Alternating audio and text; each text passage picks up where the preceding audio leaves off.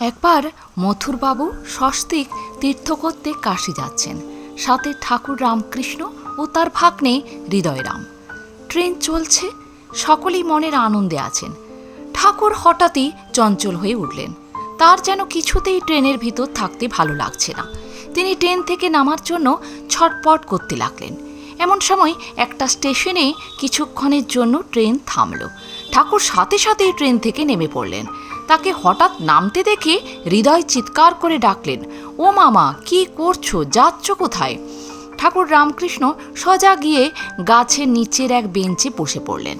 বললেন, আহা, কি সুন্দর ঠান্ডা গাছের তলায়, বড় আরাম লাগতেছে রে হৃদয়। আমি আর কোথাও যাচ্ছি না, এখানেই বসবো এখন। এমন সময় ট্রেন ছাড়ার ভোঁ পড়ল। সেই শুনে মথুরবাবু আতঙ্কিত হয়ে পড়লেন। তিনি হৃদয়কে বললেন, শীঘ্রই ঠাকুরকে নিয়ে ট্রেনে উঠে আসতে, এক্ষুনি গাড়ি ছাড়বে। হৃদয়ের শত চেষ্টা সত্ত্বেও ঠাকুরকে নড়ানো গেল না।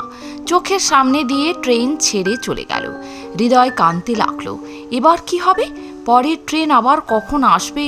চিন্তিত হয়ে সে ছুটল স্টেশন মাস্টারের ঘরে। সেখানে গিয়ে জানা গেল সেদিন আর কোনো ট্রেন নেই।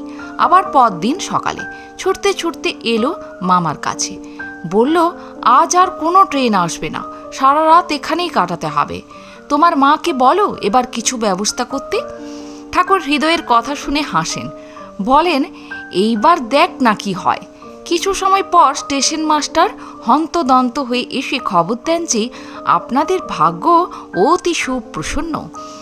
রেলের এক বড় অফিসার সেলুন কার নিয়ে এই পথেই কাশী যাচ্ছেন। তাকে অনেক অনুরোধ করে স্টেশনে কিছুক্ষণের জন্য থামতে রাজি করানো হয়েছে। আপনাদের উনি গন্তব্যে পৌঁছে দেবেন।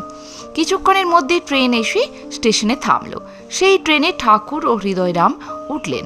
এই ট্রেন তো একেবারে অন্যরকম।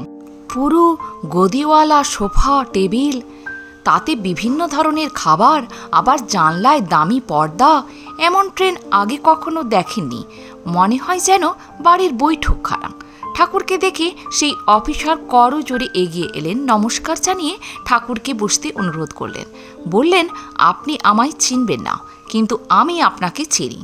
আমার নাম রাজেন্দ্রনাথ বন্দ্যোপাধ্যায়, বাগবাজারে বাড়ি। আপনার সান্নিধ্য পেয়ে ধন্য হলাম।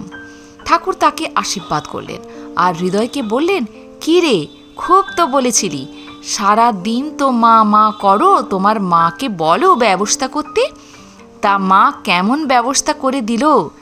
নইলে বাপের জন্মে এমন গাড়ি চড়তে পারতিস? হৃদয়ের মুখ দিয়ে আর কোনো বচন বের হলো না। জয় মা ভবতারিণী, জয় ঠাকুর রামকৃষ্ণ, প্রণাম। আজ এ পর্যন্তই। যদি ভিডিওটি ভালো লাগে একটা লাইক অবশ্যই করবেন। আর আপনি যদি নতুন এসে থাকেন আমার চ্যানেলটিকে সাবস্ক্রাইব করে বেল আইকনটি প্রেস করতে ভুলবেন না। সবার আগে বেলা 3টেই পৌঁছে যাবে আমার ভিডিওগুলি আপনার কাছে প্রতিদিন। ধন্যবাদ।